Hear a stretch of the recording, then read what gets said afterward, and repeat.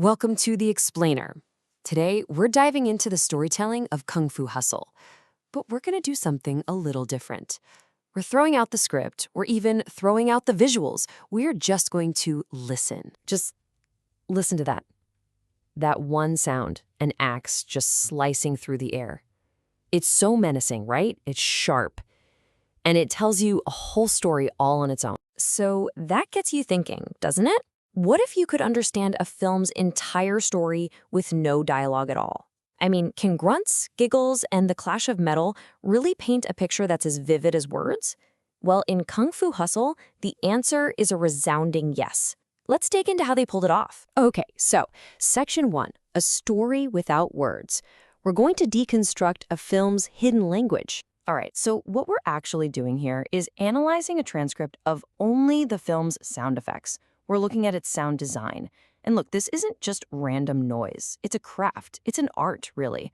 Every single footstep, every sizzle of a pan, it's a choice. It's this hidden language that's designed to guide our experience. And most of the time, we don't even realize it's happening. So let's start listening. Next up, Section 2, Chaos versus Community. This is all about building two very different worlds with sound. You see, the film's soundscape, it just immediately builds this conflict.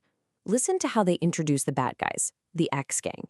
It starts with this unified, threatening march. See, it's not just walking, it's an invasion. And it's followed by the sounds of pure violence. That axe swish we heard, a neck crack, shattering glass, and of course, screaming. This isn't just a mob, this is the sound of an organized, absolutely brutal force. Now listen to the complete opposite.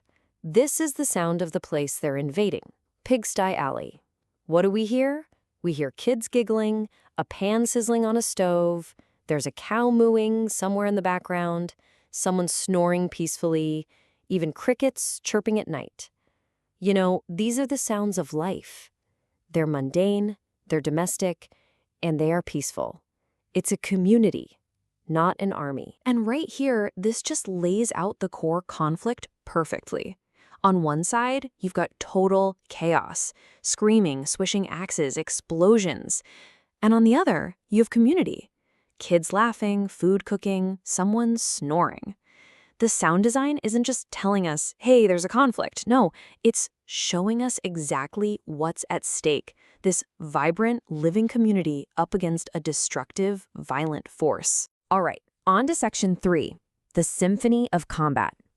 This is where we see how sound can define a genre and really raise the stakes. Because as the conflict gets bigger, the sound totally transforms the film.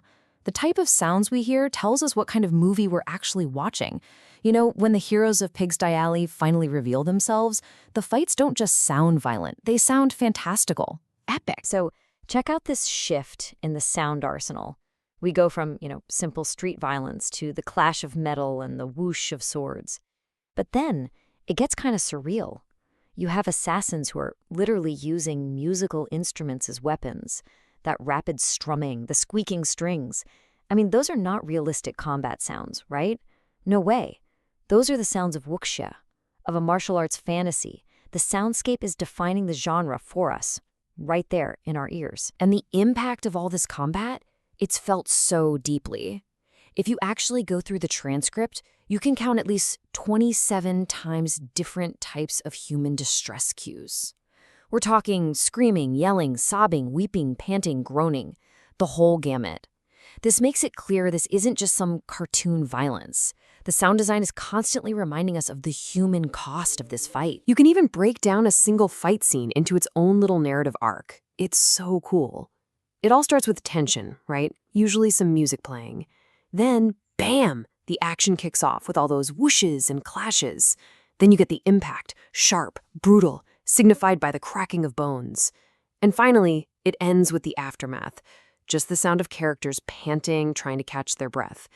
It's a perfect, self-contained story, told entirely through sound. Okay, let's bring it all home. Section 4, what we hear, and the power of active listening. So let's just break this down one more time. You have your mundane sounds, the snoring, the sizzling pan, that establishes the setting, what's normal.